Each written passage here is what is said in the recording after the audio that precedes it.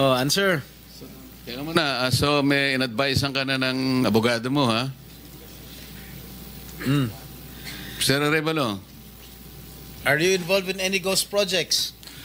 Your Honor, I invoke my right against self-incrimination, Your Honor. Ilang taon ka na? 37 po, Your Honor. 37. Wow, bata ah. Bago ka pumasok sa mga kontrata sa gobyerno, ano trabaho mo dati? May mga, may nasa construction company po ng kamag-anak po. Kamag-anak mo? Gaano kalapit yung kamag-anak mo? Tatay mo ba yan? O pinsan? Tsuhin? Mga kamag-anak lang po, tita po. Kaya nga, sino nga kamag-anak? Wala namin kamag-anak. Tita po. Ha? Mga tita po. Tita mo? Po. Nasa construction business? Opo. Tinuruan ka? Naglayasan po muna po. Ha? Layasan po. Ano yung mga proyekto mo? Ano mga nakuha mo proyekto rito sa DPWH? At saan?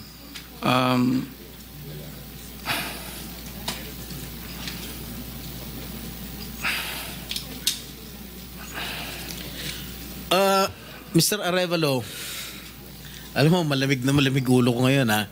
Pero pag ikaw, tumingin ka ng tingin na sa cellphone mo, hindi ko alam kung ano binabasa mo dyan, humarap ka sa amin. Opo. Yes po, Your Honor. Ikaw may-ari nito, di ba? Yes po, Your O di Honor. dapat alam mo. Ano yung mga proyektong na-awardan sa inyo ng DPWH at saan-saan? Ano po, Your Honor? Hindi ko po na alam po yung exact number po. Gusto mo ako magbigay sa'yo? Kung saan-saan yung mga project mo? Gusto mo ako magsabi sa'yo? Come on. You're wasting our time. It's already 1:45. May session pa kami alas 3. At marami pa magtatanong. that is what I was trying to advise everybody. Kasi po, gagamitin sa session mamaya to 3 o'clock. Kaya nililimit po namin ang sarili namin na magtanong. So, Mr. Chair, Senator kung di naman Jinggoy, sumasagot ito hindi sumasagot agad-agad ito, how can you deduct it from my time? Hey, Mr. Arevalo, Yes po, sumagot ka Yes po, agad. Your Honor. Ha? Yes po. Oh, alin-alin yung mga proyekto na na-awardan sa iyo ng DPWH at saan-saan to? Meron po kaming sa QC po, sa Metro Manila First. Meron din po sa Quezon. Bulacan.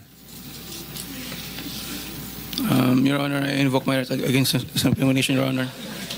Anak ng patingo. Tinatanong ko, how can my question incriminate you? Tell me.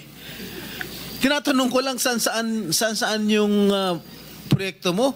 I invoke my right against self-incrimination? Sorry po.